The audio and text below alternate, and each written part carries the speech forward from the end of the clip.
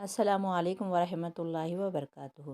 جی، لسان القرآن گرامر سیکھیں گے انشاءاللہ و بزدن علما۔ یہ دوسرا پارٹ ہے، جس کو بھی فرسٹ پارٹ نہیں ملا وہ میرے چینل پہ جا کے دیکھ لیجئے۔ چلیے اس کو سمجھتے ہیں و بزدن علما۔ اب دیکھیے حرف ہجا 28 ہے، ٹھیک ہے۔ اب یہ دیکھیے 28 ہے حرف ہجا، تو 29 جب کہیں گے ہم کہ بعض کہتے ہیں کہ الف حمزہ ہے، یا اب دیکھیے الف کو زیر زبر ہم ڈالیں گے تو وہ حمزہ کہلاتا ہے۔ ہم نورانی قاعدہ میں ہی اس کو سمجھ لیے ہیں۔ چلیے اب اس کو آگے چلتے ہیں اور مزید سمجھتے ہیں۔ اب دیکھیے عربی زبان میں دوسری اہم چیز حرکات ہے، بنیادی حرکات درج ذیل ہے۔ اب دیکھیے 28 ہے، یہ حرف ہجا 28 ہے، اگر حمزہ کو اس میں لے تو وہ 29 ہے، ٹھیک ہے۔ اب یہ بھی ہم جان لیے کہ زبر زیر پیش کو حرکات کہتے ہیں، اور وہ بھی اس کے نام جان لیے کہ زبر کو فتح کہتے ہیں، اور زیر کو کسرہ کہتے ہیں، اور پیش کو دمہ کہتے ہیں، اور جس پر حرکت لگی ہوتی ہے تو اس کو کہتے ہیں مفتوح۔ اگر زبر ہے تو اس کو مفتوح کہتے ہیں، اور جس پر زیر ہو اس کو مکسور کہتے ہیں، جس پر پیش ہو، جس حرف پر پیش ہو تو اس کو مضموم کہتے ہیں۔ یہ ہم جان لیے۔ اب آگے مزید جانیں گے۔ اب دیکھیں دوہری ڈبل حرکت یعنی تنوین، اس کو منون بھی کہتے ہیں، ہم بارہا پڑھتے ہی رہتے ہیں۔ تو اب دیکھیے حرکت دو زبر دو زیر دو پیش کو تنوین کہتے ہیں، ٹھیک ہے۔ ڈبل جو حرکت ہے اس کو تنوین کہتے ہیں۔ نورانی قاعدہ میں ہم یہ سب جان لیے ہیں۔ حرکات کے علاوہ ایک اور اہم علامت سکون کی علامت ہے، جو کہ درج ذیل ہے۔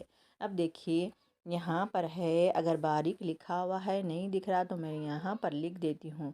اب دیکھیے ساکن کو ایسے بھی لکھتے ہیں، اور ساکن کو ایسے بھی لکھتے ہیں، اور ساکن کو یعنی جزم کو ایسے بھی لکھتے ہیں۔ تو اس میں کنفیوز نہیں ہونا۔ اگر ایسا سمجھ میں نہیں آیا، پیش دکھ رہا ہے تو ایسے بھی لکھ سکتے ہیں ساکن یا سکون، یا ایسا بھی لکھ سکتے ہیں۔ چلیے اب آگے مزید جانیں گے۔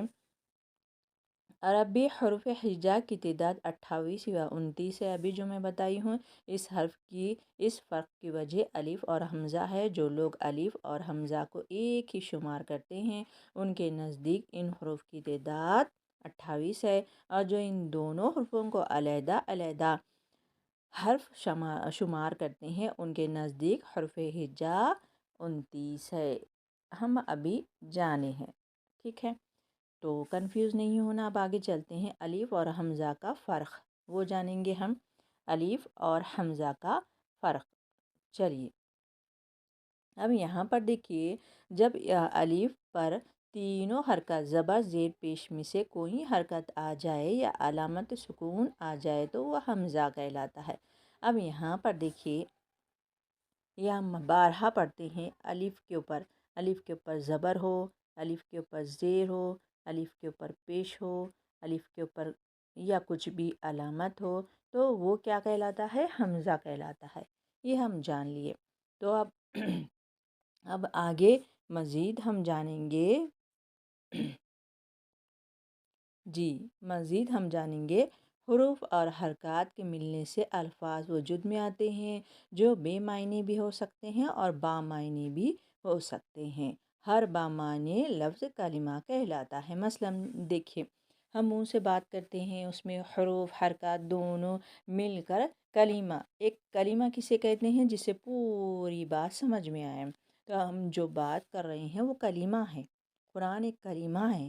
جیسے کہ یہاں پر ہے، دیکھیے کلمہ قاف لام میم، الگ الگ حروف ہے یہ، تو اس کو اکٹھا کیے، جمع کیے تو اس کا کلمہ بنا قلم۔ قلم لکھتے ہی ہم کو سمجھ میں آ رہا کہ قلم کی بات ہو رہی ہے۔ اب یہاں پر دیکھیے، یہ الف نون سین الف نون، اب اس کو جمع کیے، اکٹھا کیے، اس کو لکھے تو انسانن، تو انسانن ہو گیا۔ اب اس میں پہچانیے کہ حمزہ کہاں پر ہے، الف کہاں پر ہے۔ تو اب دیکھیے یہ حمزہ کہلائے گا، اور انسانن سا میں الف کہلائے گا، کیونکہ اس پر زبر زیر کچھ بھی نہیں ہے۔ دیکھیے ایسے ہم کو پہچاننا ہے۔ اب یہاں پر دیکھیے کاف تا الف با، یہ الگ الگ حرف ہے، اور اس کو اکٹھا کیے جمع کر کے لکھے تو یہ کتابن، تو یہ ہے کلمہ۔ پوری بات سمجھ میں آئی بات؟ اب آگے ہم مزید جانیں گے اس میں کیا بدل۔ جب کبھی کسی زبان کے قواعد مرتب کیے جاتے ہیں تو اس زبان میں استعمال ہونے والے تمام بامعنی الفاظ کی گروپنگ کر لی جاتی ہے۔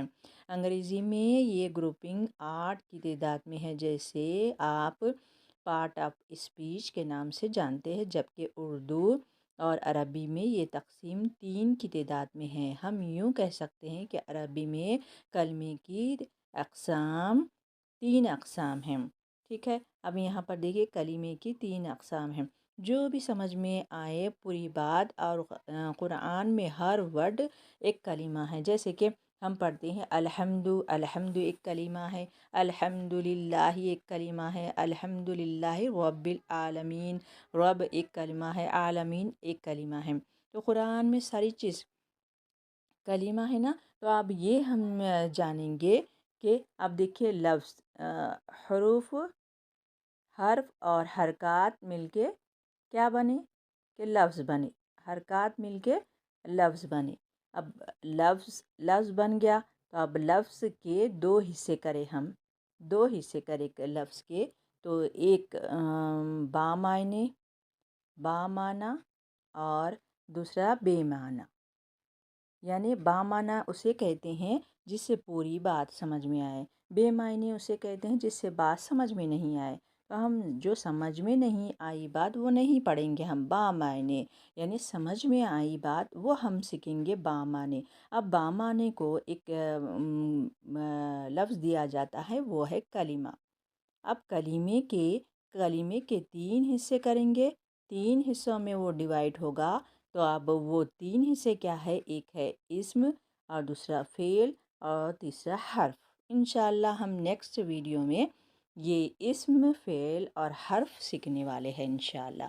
چلیے یہاں تک سمجھ میں آ گیا ہوں گا، بار بار دیکھیے ویڈیو کو، اور لائک کیجیے ویڈیو کو۔ چلتی ہوں، دعا پڑھتی ہوں، وآخر دعوانا الحمد للہ رب العالمین۔ السلام علیکم رحمۃ اللہ وبرکاتہ۔